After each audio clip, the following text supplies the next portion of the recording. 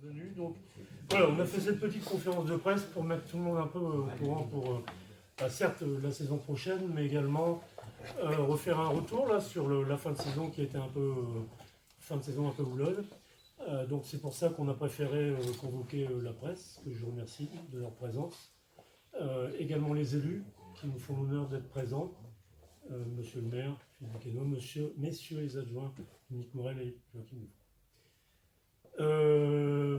On a fait cette conférence pour préparer et présenter la nouvelle équipe, mais on va faire le retour indispensable. Donc vous avez tous suivi finalement notre... Excusez-moi du retard. Il est en tenue en plus. Notre fin de saison qui était marquée donc par un maintien, puisque nous avions la 4e place, et suite à on va dire moi je dirais plus une incompétence qu'autre chose par rapport à la Fédération française de volleyball qui, lors du classement, avait tout simplement oublié de mettre à jour le nouveau règlement. Ce qui fait que pour un point de règlement qui était sur notre set avérage, notre classement est passé de 5e à 4e par un simple mail informel que j'ai reçu en nous disant voilà, vous êtes monsieur, vous êtes 5e et non plus 4e suite à un petit dysfonctionnement de leur part. Hein. Et sportivement, bonne journée. Donc voilà, nous, ça nous a un peu contrarié, même fortement. C'est réuni parce que Loïc et nous-mêmes, on bossait pour préparer la saison prochaine déjà. Et malheureusement, ce coup-là nous a été donné et ça ne nous a pas permis d'être serein. Mais en avançant, l'AG s'est déroulé ce week-end là, du côté de, c'était pas trop loin, hein, c'est la Corse. Ils ont fait leur AG et on sort donc une poule de 16. Ce qui veut dire que par rapport au bouleversement un peu des poules, en Pro A il passe de 14 à 12, de 12 il passe à 14, Pro B de 10 à 12, ça nous laisse de la place et en plus 4 montes, c'est-à-dire Fréjus, Martigues, Illac et Mende. Donc ça veut dire que ça nous laisse la place, ça veut dire que le règlement dit que c'est celui qui est devant l'antépénultième, c'est-à-dire nous-mêmes, 5e, on se maintient obligatoirement. Il n'y a rien de signé, mais je prends acte, je sais on se maintient, voilà, c'est comme ça. Si c'est autrement, là je crois qu'on monte à Paris à 4 et on va aller voir la fête. Et Philippe nous accompagne, on sera à 5.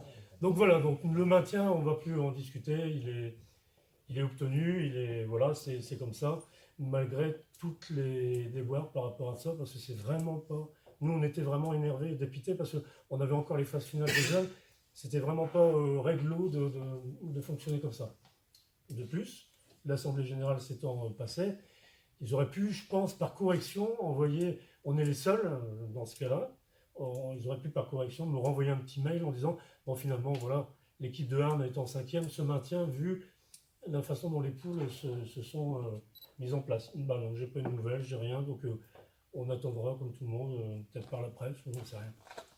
Donc voilà, donc pour la saison 17-18, voilà, on n'en parle plus. La saison 18-19, on a voulu vous réunir. Alors Loïc, Thierry, Sacha et moi-même, on s'est dit voilà, moi je veux plus revivre une saison difficile comme on l'a vécu, même si elle était pleine d'apprentissage et de richesse. Ce que je voulais, c'est qu'on ait quand même l'occasion de faire une saison, comment dirais-je, pleine et directement sur un objectif de maintien. Pour qu'on soit sur un objectif de maintien directement, bah c'est les playoffs, c'est clair. Donc si on est à 16, théoriquement, il y en a 8 qui se maintiennent et 8 qui descendent.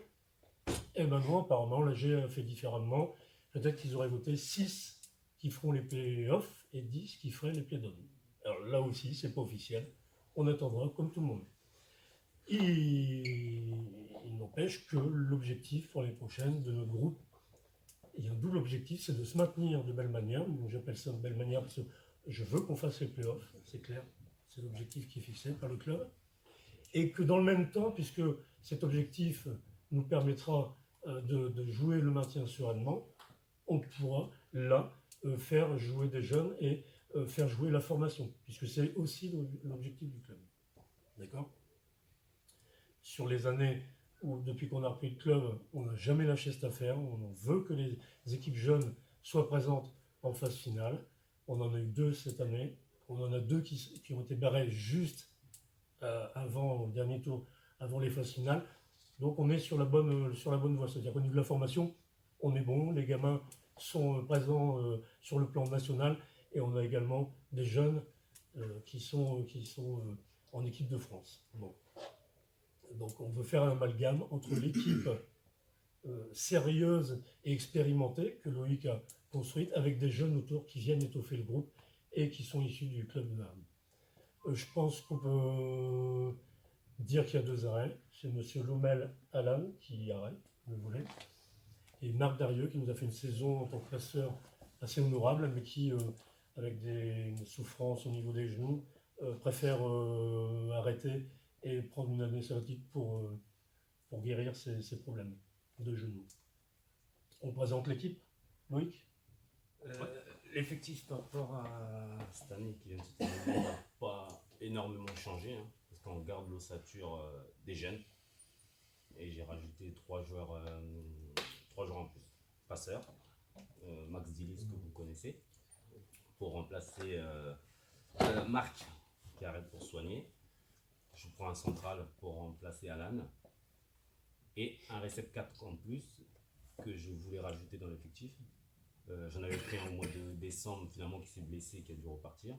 Donc je tiens à avoir un récep 4 en plus dans l'effectif. C'est pour ça que j'ai pris Geoffrey Meyer, qui n'est pas passé par le club mais qu'on connaît, hein, qui est Cambrai, Geoffrey Cambrai, qui voit Tourcoing, Nice. Donc voilà l'effectif pour la saison prochaine. Donc voilà, j'intègre aussi d'autres jeunes hein, comme Baptiste, qui va être en tant que 4e central, c'est un jeune du club qui est au Krebs. Théo qui reste dans l'effectif en tant que 3e passeur, parce que Thierry, par rapport à l'année dernière, intègre complètement l'effectif la saison prochaine. Il sera 2e passeur avec Max, ok, et Théo reste 3e passeur. Donc voilà, le reste, ça reste en place, hein. On garde les Amaury, tout le monde, Alex, on ne présente plus, il est né à la salle, Luc, donc on garde tout le monde. Et je tiens à remercier aussi tout le staff parce que bon, c'est important, hein. Je pense que Aïcha, Manu, ok. Moi je suis entraîneur-joueur, c'est pas évident, c'est vraiment pas évident parce qu'autour de moi j'ai besoin d'eux. Donc Aïcha et Manu, merci parce qu'ils font un gros travail. Ah, Kiné, je t'ai pas oublié, j'ai été oublié Kiné. Et bien sûr notre kiné, Fabien, qui est arrivé cette année. Donc merci à eux. Et l'année prochaine, ils continuent avec nous. Donc Aïcha, préparatrice physique. Manu qui va coacher, parce que je vais continuer à jouer. Encore 1 an, c'est sûr, 1 an j'arrête. Et le kiné qui sera avec nous tous les matchs, toute la semaine pour soigner les mecs. Merci à eux. Donc voilà. Après, je ne sais pas si vous avez des questions sur l'équipe, le groupe, le fonctionnement. N'hésitez pas. Alors je rappelle à l'assistance, donc merci M. Guillain pour Radio Bassin Minier, M. Roussel, Radio Plus, Sébastien, La Voix du Nord, et M. Marly du Petit Journal, qui nous a fait l'honneur de venir ce soir. Bon, donc si vous avez des questions, n'hésitez pas, on peut y répondre. Concernant la saison dernière, je pense qu'on a tout dit, mais bon voilà, si vous avez des questions par rapport à ça, ou plus intéressant l'année prochaine, la saison qui arrive, voilà. Monsieur Roussel. Donc, disons que la saison 2017-2018, c'était un recrutement assez jeune. Et cette année, saison 2018-2019, c'est beaucoup plus d'expérience. Oui, alors en fait, on a fait l'effort parce que la mairie nous a permis, quand on a repris le club, nous a permis de revenir, d'assainir les finances parce qu'on était parti sur un antécédent avec l'équipe pro précédemment. Ce problème financier, bon, c'était pas de notre fait, mais au moins le maire et puis ses adjoints nous ont dit, ben voilà, vous reprenez, on vous donne un coup de main pour pas qu'on se casse la gueule. C'est ce qui a été fait, on a fait, je pense, les choses raisonnablement. Donc on ne pouvait pas se permettre, on n'était pas encore sur une position comme pour cette année, on ne pouvait pas se permettre de faire un tel recrutement. Il fallait qu'on fasse avec les jeunes, il fallait qu'on fasse avec les moyens du bord, et il fallait qu'on fasse des matchs vraiment à l'arraché. Ça, c'était pour se maintenir et monter. Ensuite, quand on est monté, on a essayé quand même de faire un petit effort, tout en respectant l'objectif du côté des finances. Il ne fallait pas non plus qu'on fasse n'importe quoi. Mission accomplie, les finances, on arrive sur quelque chose de sain. Et par rapport à notre objectif, on a dit on veut se maintenir, mais de belle manière, mais aussi de manière plus... L'année dernière, on a quand même trimé pour monter. Cette année, on a trimé pour se maintenir. Donc j'ai dit, on peut s'octroyer le droit d'avoir une équipe compétitive et tout en respectant l'objectif jeune, formation. Ça veut dire qu'on ne déroge à rien. On fait toujours le même effort par rapport à la formation. Ça veut dire quoi? C'est pas on fait de la formation, c'est bien beau. On fait de la formation, ça veut dire qu'on a une équipe forte de 15 éducateurs, dont au moins une dizaine qui sont diplômés. Diplômés, ça veut dire qu'on les forme. Ça veut dire qu'ils vont se former, on paye leur formation, le club paye leur formation. Donc ça veut dire que ça, c'est un effort qui est fait pour que les jeunes puissent progresser, travailler. Dans le même temps, en équipe 1, il fallait qu'on existe. Parce que l'équipe 1, c'est la vitrine du club. Donc on a eu du mal lors de l'année où il fallait se maintenir. On a eu du mal cette année, pour monter cette année pour se maintenir. Et maintenant, voilà, la tempête est passée. On est bien, il n'y a plus de soucis. Voilà, je touche du bois. Et on peut se permettre de faire une équipe solide, donc avec les jeunes du club et avec l'appui de 3 joueurs expérimentés pour qu'on puisse réaliser cet objectif, c'est-à-dire le maintien. L'équipe 1, c'est la vitrine. Grâce à elle, le club vit et grâce à ça, les jeunes sont formés et on peut faire ce qu'on fait au niveau des éducateurs. Voilà. Donc, pour avoir discuté avec l'entraîneur du CLBB, Ouais. quand vous avez joué contre le CLBB, le Centre national de volleyball, bon, on a trouvé uniquement le seul match où c'était uniquement des joueurs français. Donc le coach du CLBB disait, c'est incroyable, disons, en élite, d'avoir tant d'étrangers, alors qu'il y a de bons joueurs français. Bah, ça, pour nous, c'était pas un problème dans la mesure où nous, on n'avait pas d'étrangers. Alors après, je vous cache pas, après une mauvaise nuit, je suis allé voir Loïc, je lui ai dit, écoute, il faut qu'on se maintienne, ta carte blanche. C'est là où on a réintégré et on a été chercher, bon, mauvaise pioche, on a été chercher un étranger qui nous a pas rendu le service. C'est comme ça, c'est une mauvaise pioche, c'est pas de bol, comme dirait. Mais il n'empêche que s'il n'y avait pas eu ça, ben, il n'y a que des Français dans notre groupe, ainsi que le CNDB, donc d'autant plus de mérite pour Erne, parce que il y a déjà la formation des jeunes qui vient consolider le groupe, mais en plus cette année on a opté pour des gars expérimentés et géographiquement pas trop loin, comme ça c'est pas compliqué, et puis voilà, c'est des mecs qui ont de l'expérience et qui vont nous apporter. On a opté pour les fois. On aurait pu se dire, allez, on va prendre un étranger, mais non, pourquoi s'il y a des jeunes, des Français qui peuvent nous rendre service, tant mieux comme ça. Merci à toi. Et le fait de les connaître justement, c'est une valeur sûre pour vous. Il n'y a pas de doute sur l'investissement. J'ai pas compris le début et la fin. Sur le fait de recruter des joueurs que vous connaissez déjà, c'est une valeur sûre, il n'y a pas de doute. Ça, c'est une partie qui incombe Loïc et Thierry au niveau de la direction sportive. Nous, avec Sacha, on est d'accord sur le principe parce qu'ils connaissent. Moi, on connaît des bons joueurs, mais vu notre âge, ce sont des gens qui ne jouent plus au volleyball, donc on laisse tomber. On va plutôt choisir les jeunes qui connaissent des gars qui ont fait les championnats Pro A, Pro B, etc. Donc on sait ce que valent les joueurs en question, mais aussi par rapport au poste demandé. Évidemment que on leur fait, Loïc, il sait pertinemment ce dont il a besoin pour, déjà le passeur, il partait, donc il fallait un passeur, un central arrête, il nous faut un central, et puis il a voulu consolider le secteur offensif en 4, avec Geoffrey Meyer. Donc je pense que le recrutement est intelligent et il est de valeur. Et Loïc, si tu avais une caractéristique à donner à tes nouveaux joueurs, en bien ou en mal, hein, les écoute. Non, bien. Mais je tenais à prendre des joueurs de caractère. Okay. Cette année, comme Claude l'a dit, il était très jeune. Très jeune, mais c'était un choix. C'était un choix par rapport de là où on venait. On ne peut pas encore se permettre d'aller chercher des joueurs certaines valeurs. Okay. Là, on est parti avec des jeunes qui avaient besoin de jouer, qui n'avaient jamais joué à ce niveau-là. Hein. C'était nouveau pour eux, ils apprenaient. Donc la mayonnaise a mis du temps à prendre.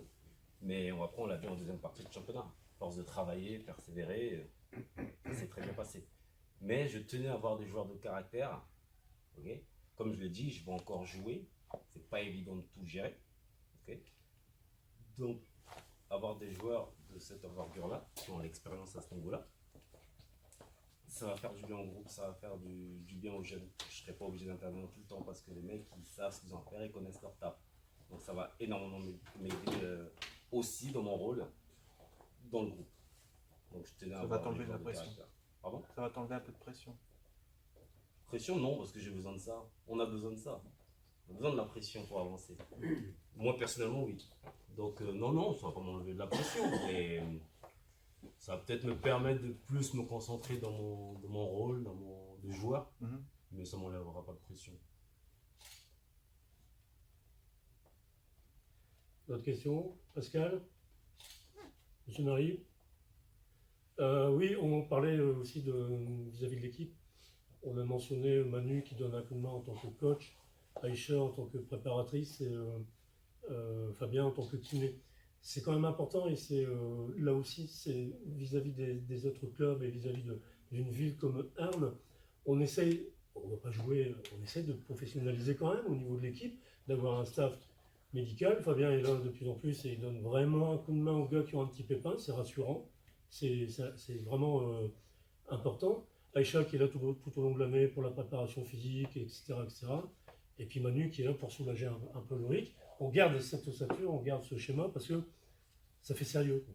Moi j'aime bien quand on voit une équipe qui arrive, où il y a un staff, où il y a des gens qui sont là pour faire ce genre de choses, ça fait équipe élite.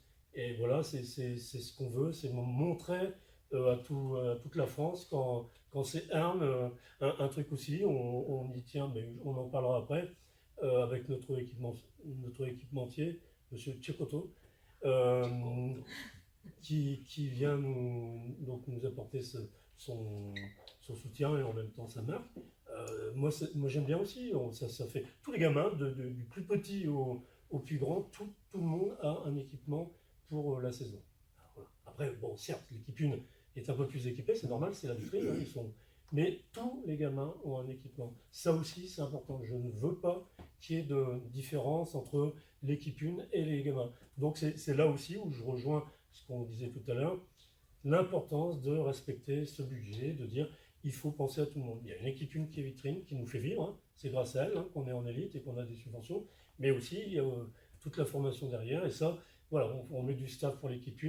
Les gamins se déplacent tout le temps, je crois que les parents apprécient beaucoup, il y a tout le temps des cadres qui accompagnent les équipes lorsqu'on fait des matchs, ça c'est important de le dire, parce que j'aime pas non plus qu'une équipe parte sans... Il y a toujours des entraîneurs. Vous savez, on a eu un petit peu plus de difficultés. Des entraîneurs jouaient en équipe 1. C'était un peu plus compliqué parce que quand ils partaient, on avait du mal. Mais pour l'année prochaine, on recrute de nouveau un brevet d'État qui va participer au niveau des écoles et qui va participer également au niveau des écoles de volley le samedi matin et qui nous donnera un coup de main dans ce sens. Quand les entraîneurs vont jouer à Fréjus le samedi, il y aura du monde à la salle pour les moins de 9, moins de 11 et pour les baby volley. Cette année, on a eu quelques manques. On a essayé d'y répondre, mais pour l'année prochaine, on a la solution. On travaille sur des solutions qui sont importantes pour la formation. Voilà. D'autres questions? Est-ce que, disons, par rapport à la convention qui a été signée là, avec M. le maire et M. Bonio Petkoviak, le président du GLOS, avant cette assemblée générale, enfin cette conférence de presse plutôt, c'est un vecteur, disons, pour attirer le public. Est-ce que vous allez vous en servir pour attirer le public pour vos matchs de volley? Oui, c'est un peu léger quelquefois. 2024, c'est en ligne de mire. Hein, oui, d'accord, mais enfin, je veux dire, mais petit à petit, il faut... Je crois que nous, on va essayer de faire ce travail-là, mais c'est pas évident. Et puis après, je demanderai à Philippe, je lui donnerai la parole, il va nous expliquer un peu. Mais le problème, c'est qu'on essaye de travailler dans ce sens-là, mais il fallait d'abord qu'on règle tous nos problèmes. Maintenant que ça se règle, on va essayer effectivement de travailler pour qu'il y ait un peu plus de monde. Je sais que vous êtes sensible à ça, monsieur Roussel. Mais nous, dans le volleyball, c'est pas facile, d'une part, et d'autre part, on a de la communication, mais ça a du mal à démarrer. Il faut se donner un peu de temps. Là, on s'est donné 3 ans pour faire ce qu'on a fait. Maintenant, je sais que Sacha est sur le dossier aussi. On va essayer pour travailler au niveau de l'ambiance, pour travailler au niveau... Tout ça, ça doit amener vers le haut niveau qui va également vers 2024, vers les JO. On sait qu'on a des projets, hein, c'est en cours. Peut-être que Thierry, je vais lui laisser la parole, il va peut-être en parler. Mais il n'empêche que c'est un travail de longue haleine. Il ne faut pas se leurrer. Hein. Ce n'est pas du jour au lendemain qu'on va remplir la salle et aller vers le haut niveau. Thierry, je te laisse prendre la parole pour ça. Ouais, mais essaye on essaye de travailler sur l'événementiel, donc d'accueillir des sélections, des délégations, de pouvoir organiser des matchs avec le complexe. Donc on a envoyé quelques plaquettes pour présenter le complexe et puis ce que nous on pouvait ouvrir aux sélections. On est en contact avec l'équipe du Brésil. Je ne suis pas forcément sûr qu'ils vont venir, ça commence à faire tard, j'ai pas de nouvelles. Ou en tout cas j'en ai pas de rassurantes. On a envoyé aux autres délégations, donc le principe ça serait là pour l'instant de les accueillir ou de les accueillir en stage de préparation avec l'ancienne Ligue mondiale, donc la VNL qui va se passer début juillet à Lille. Donc voilà, on a envoyé des plaquettes en expliquant qu'on pouvait recevoir en offrant une prestation aussi bien sur le complexe que l'hôtellerie, la restauration, tout ce qui est logistique. On le fait cette année, on va essayer de le faire par la suite. Nous, ça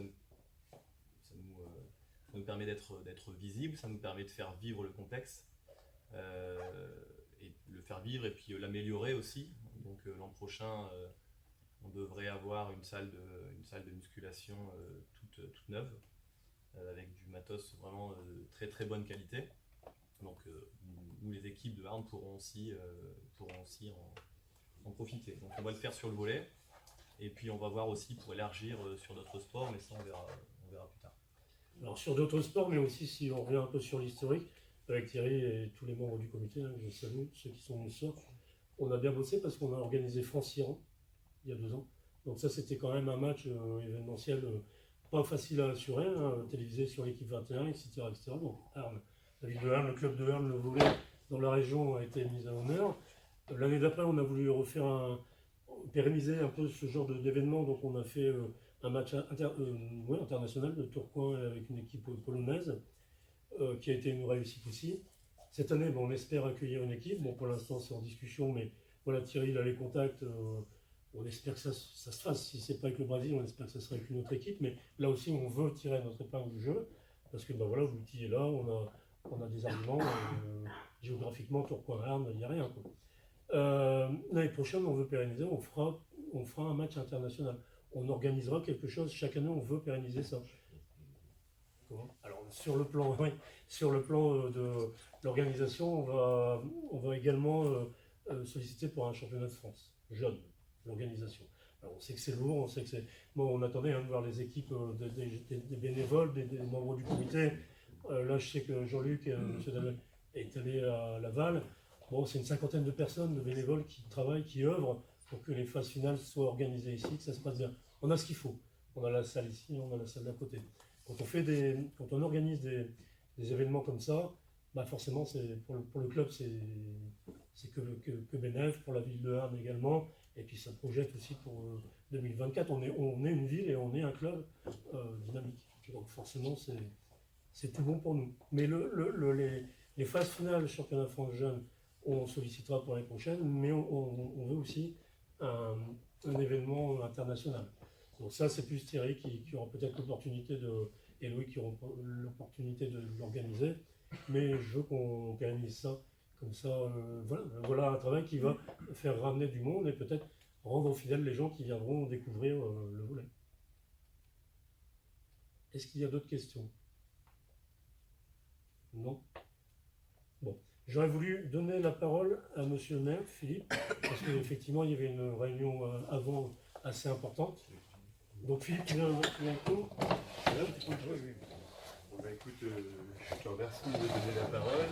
Je veux bien vous parler de ce qui s'est passé juste avant, mais je voudrais aussi intervenir sur tout ce que tu as pu dire avant.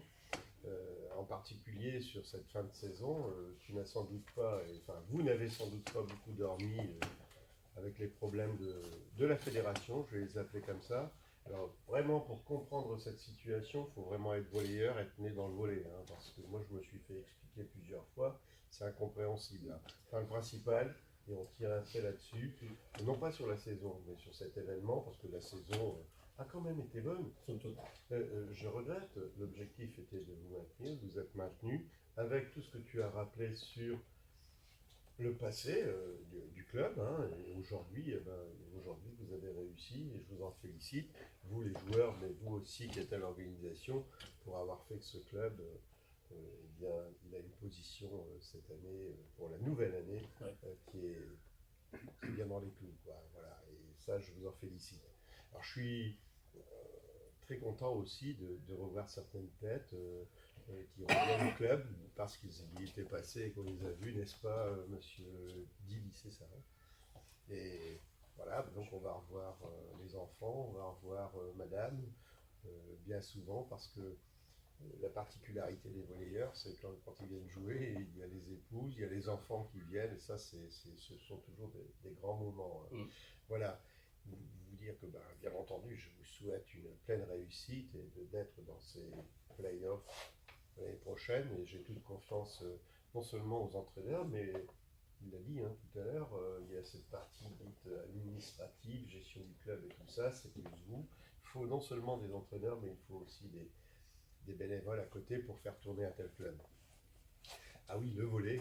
Le volley, j'ai entendu des mots comme formation, et ça me va droit au cœur. Sachant qu'il y a d'ailleurs une superbe affiche, là, HVB formation, avec des messieurs qui ont fait de grandes choses et qui en font encore, comme Nicolas. Mais c'est Nicolas aujourd'hui, c'était d'autres hier, et ce sera d'autres demain, j'en suis persuadé. Après, vous m'avez posé cette question sur 2024, Paris 2024. Vous savez, nous avons posé notre candidature. Nous avons été les premiers à le faire, à déclencher publiquement dans les médias cette volonté d'être bas avant de ces Jeux Paris 2024, et en particulier dans un sport qui est le volley, parce que oui, le volley à Arles, ça veut dire quelque chose. Ça veut dire quelque chose à Arles, ça veut dire quelque chose dans la région, ça veut dire quelque chose aussi partout en France. Il est connu. Il est connu pas parce qu'il a toujours été au top niveau, parce qu'il y a des joueurs qui sont passés à Arles et qui sont allés jouer dans tous les clubs et qui ont joué aussi et qui jouent toujours en équipe de France. Donc nous avons posé notre candidature. Cette candidature a eu de grands échos. Je me souviens, j'en ai parlé lorsque Tourcoing et puis la Pologne avaient joué ici, à des événements dont tu as parlé tout à l'heure. Et je dis que ça me fait énormément plaisir, par exemple, que la Pologne, j'en ai profité, c'était les Polonais qui étaient devant moi, hein, que cette équipe de Pologne vienne ici s'entraîner le mois avant. Je parle des Jeux Olympiques, mais aussi, n'oubliez pas, les Jeux Paralympiques. Hein, ça me semble aussi important. Et donc, ça a fait son chemin petit à petit. Hein, nous avons eu les bons contacts. Je remercie d'ailleurs Joachim Dufroy, hein, qui est notre adjoint au sport et qui a favorisé un peu tous ces contacts, hein, avec le comité départemental olympique et sportif. Et aujourd'hui, eh bien, nous avons concrétisé. Il a fallu patienter un petit peu, il est vrai, parce qu'il fallait que le comité national se mette en place et ceci et cela, qu'il commence à y avoir une charte, que nous sachions exactement ce dont il fallait disposer pour pouvoir prétendre à. Et ces choses se concrétisent puisque nous avons signé tout à l'heure une convention entre le comité département CDOS et puis la ville de Arles pour que notre candidature soit entre guillemets en haut du panier et soit examinée et soutenue surtout par ce comité départemental qui passera ensuite au comité régional et ensuite au comité national. Alors on attend une réponse et j'avoue que j'ai une très grande confiance parce que cette salle, cet outil dont tu parlais tout à l'heure, c'est un des 10 meilleurs outils en termes de volley. Hein, c'est un des 10 meilleurs outils en France. Et il faut avouer que cette salle se trouve à 1h15 en TGV quand il y a des trains, mais très proche aussi quand il y a des trains, hein, mais il y allait aussi à 2 heures en voiture. Oui, j'ai le droit de le dire. Vous avez le droit de ne pas le partager, mais bon, c'est 1h15 quand même en train quand il y en a, et en voiture à moins de 2 heures, quoi, faut l'avouer.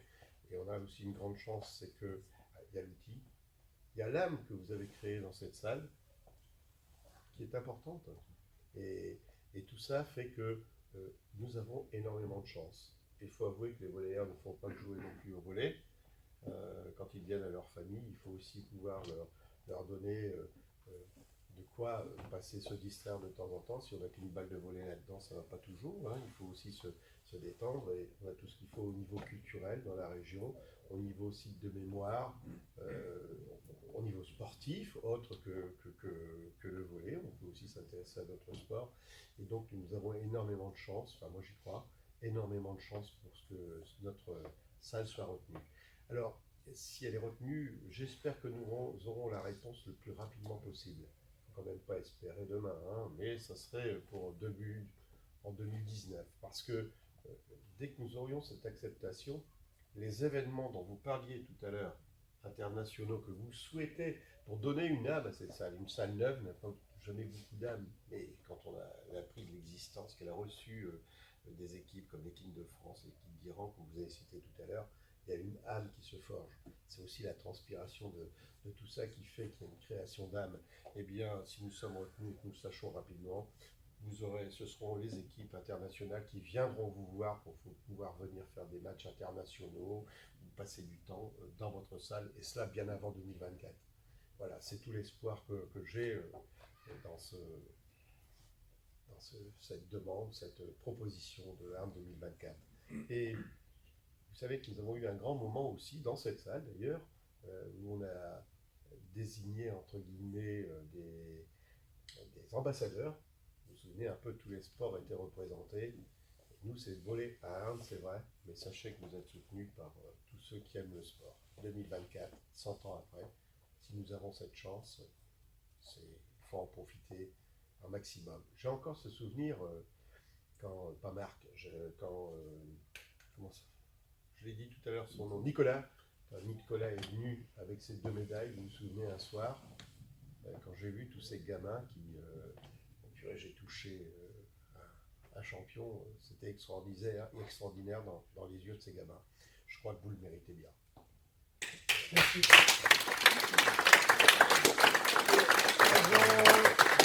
Avant de vous inviter à passer au cours de l'amitié, je tenais à remettre à Philippe, symboliquement, un maillot signé de tous les joueurs de cette saison. Donc je sais que tu aimes bien. J'en ai un un ancien, j'en ai un on peut prendre des photos. Donc, je t'offre ce maillot signé de nos joueurs pour la saison 17-18. Et je donne d'ores et déjà rendez-vous à Philippe pour l'année prochaine avec le même, avec les joueurs de cette année et avec un maintien sans encombre. Voilà. J'en suis persuadé, je te remercie, je toute Merci confiance. Philippe. Merci à toi. Merci.